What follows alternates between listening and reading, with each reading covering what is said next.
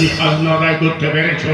হ্যাঁ মহারাজ, আমি গিয়েছিলাম রাজ্যের পূর্ব সীমান্ত থেকে প্রত্যেকটি পূজার দ্বারে দ্বারে থেকে সমস্ত বকেয়া আদায় করে আমি আপনার রাজকোষে জমা করে দিয়েছি মহারাজ। কিন্তু পশ্চিম সীমান্ত এখনো পর্যন্ত বাকি রয়েছে মহারাজ। তুমি গিয়েছিলে পূর্ব সীমান্তে খাজনা আদায় করতে, সেখান থেকে সমস্ত খাজনা আদায় করে যদি ফিরেছ, কিন্তু বাকি আছে পশ্চিম সীমান্ত। হ্যাঁ মহারাজ। বেশ কৌশিক সেন, আমি তোমাকে আবার হুকুম দিচ্ছি, এই মুহূর্তে তুমি পশ্চিম দিকে যাবে, সেখান থেকে প্রতিদিন থেকে খাজনা আদায় করে তুমি আমার রাজ্যে ফিরে আসবে। তবে একটি কথা মনে রেখো, মহারাজ কোনো প্রজাদের উপর জোর জুলুম করে খাজনা আদায় করবে না, এটাই তুমি মনে রাখবে। তাই হবে মহারাজ, তাই হবে। আমি এই মুহূর্তে যাবো রাজ্যের পশ্চিম সীমান্তের সমস্ত প্রজাদের দ্বারা থেকে সমস্ত বকেয়া কর আদায় করে রাজকোষে জমা করে দেবো মহারাজ। আসি মহারাজ, আসি। এমনিভাবে সমস্ত প্রজাদের নিকট থেকে আমাকে খাজনা আদায় করে আমার কুশাহারকে পরিপূর্ণ করতে হবে।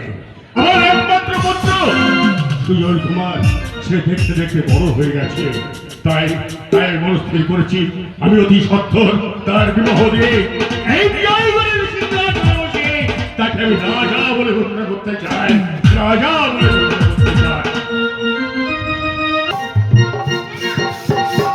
দেখতে দেখতে আমার একমাত্র কন্যা সে দিনে দিনে বড় হয়ে গেছে, তাকে আমি সুশিক্ষায় শিক্ষিত করেছি, কিন্তু আমি মা হয়ে আমার কর্তব্য এখন তাকে বিবাহ দেওয়া। কিন্তু এত সুন্দর সুপাত্র আমি পাবো কোথায়? না না, এই মুহূর্তেই আমি সেনাপতিকে ডাকবো। এই কে আছিস? সেনাপতিকে পাঠিয়ে আসি মহারানী, আসি। একই মা জননী জন্মভূমি, মা মাটির মানুষ, আপনি আমায় ডেকেছেন? হ্যাঁ, আমি তোমায় ডেকেছি। তো আদেশ করুন।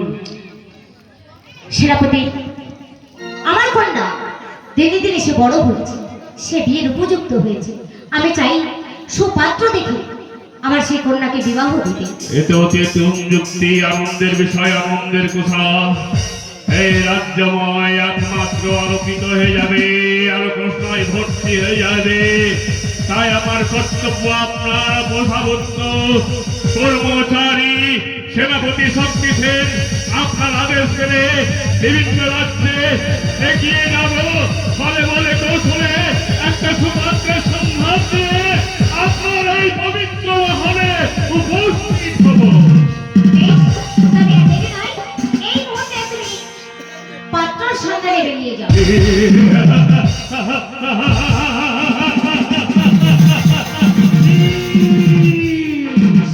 এতক্ষণ অপেক্ষায় ছিল আদেশ যখন পেয়েছি, এই আদেশ পালন করার জন্য এগিয়ে যাব রাজ্যের বিভিন্ন অঞ্চলতে, বলে বলে কৌশল একটা সুপাত্রের সন্ধান নিয়ে আপনার এই পবিত্র মহলে করব। তবেই আমি সেনাপতি শক্তি